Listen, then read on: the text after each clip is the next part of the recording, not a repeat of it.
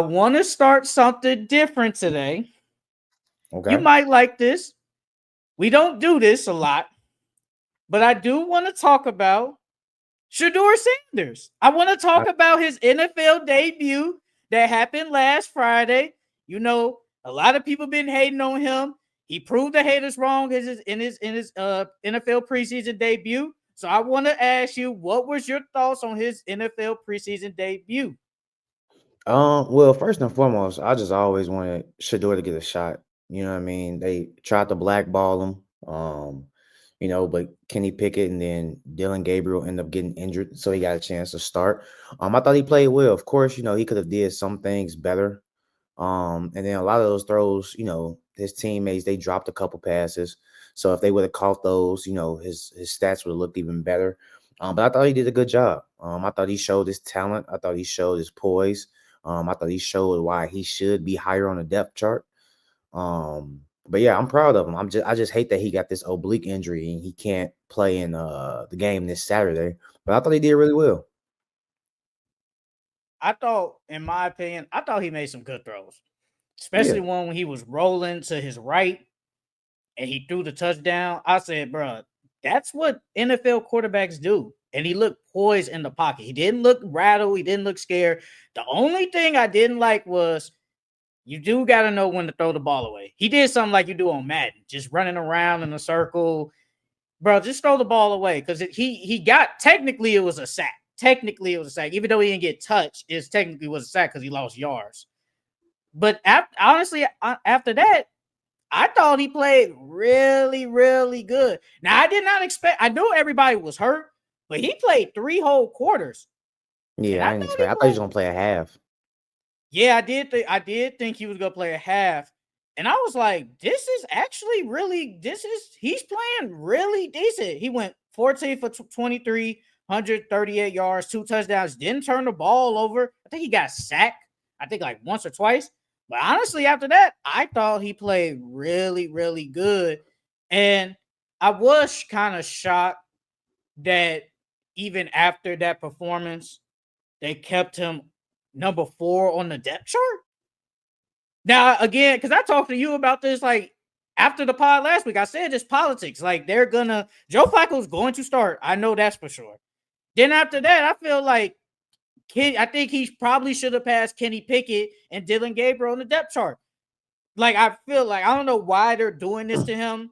I guess it's because well, he was a fifth round pick, so we're treating him like a fifth round Our pick. fifth We're round gonna pick. treat Yeah. him like that.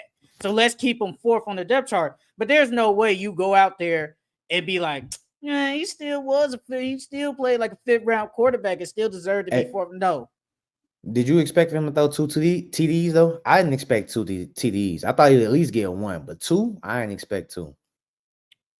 I expected at least one. I honestly expected him to turn the ball over. He didn't turn the ball over. I honestly expected that.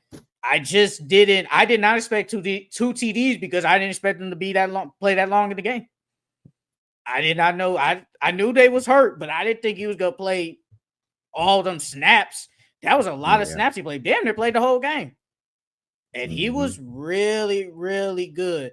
So from that, from watching him, do you believe? Because I think you told me this alt pod. You think he should start? Because we did. We was talking about this even before the game started. So after, you think he should start over Joe Flacco? Well, eventually, I don't think he should start right off the bat. The Browns got a tough schedule to start. I think like week 7 is when it starts to get to a soft spot of their schedule.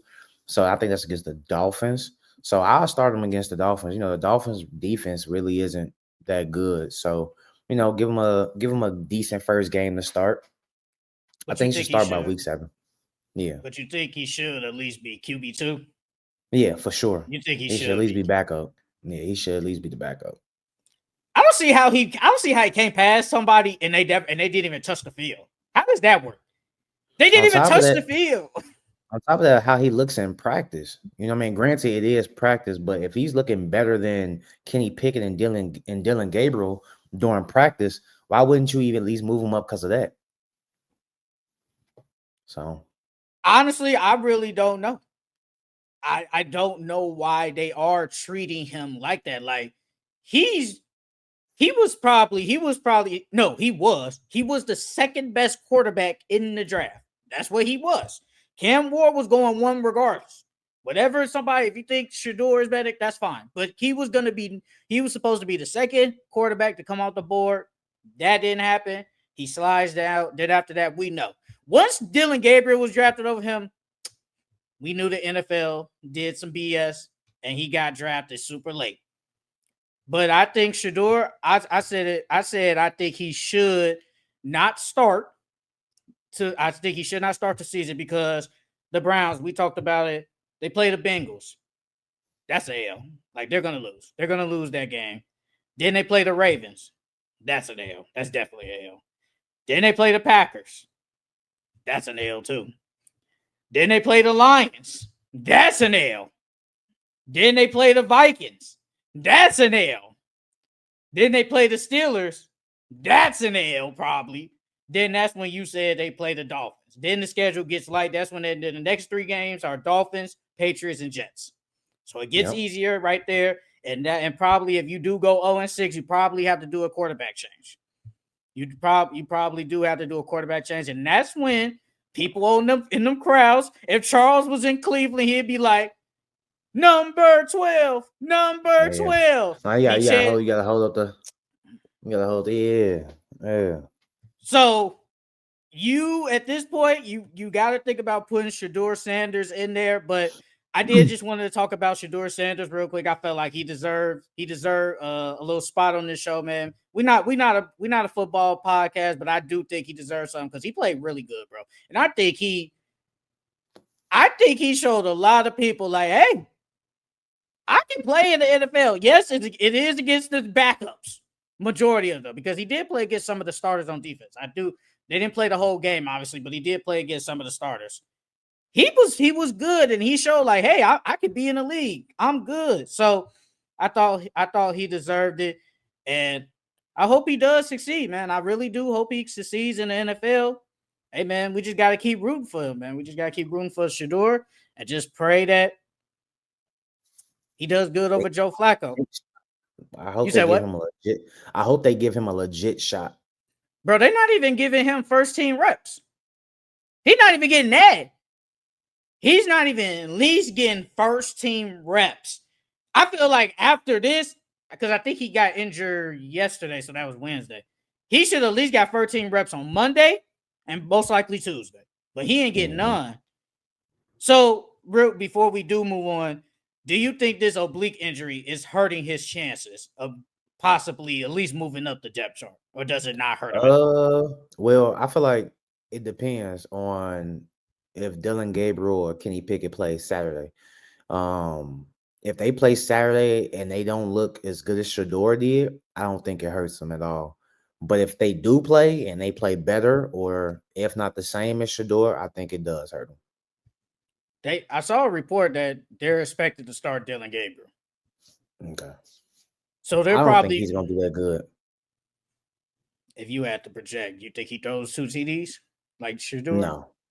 No. If he do, it's gonna be 2 NOs with it. Oh wow. Okay.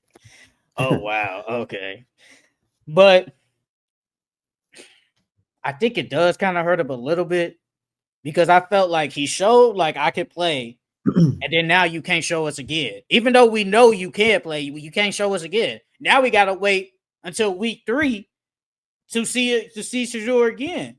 Because I think he would have played if Dylan was gonna play. I think they probably would have both played a half. So we would have seen basically 5 quarters of Shedeur Sanders. Now we're only gonna see 3, and then we're only gonna see 3 of Dylan Gabriel. So I do think this hurts his chances just a little bit. But I mean, honestly, if he showed out like that and he couldn't move up the depth chart, doesn't matter anyway. It really doesn't matter anyway. But like I said, man, we hope Shedeur does play good. We'll probably be watching that game Saturday, see how Dylan Gabriel plays, man. But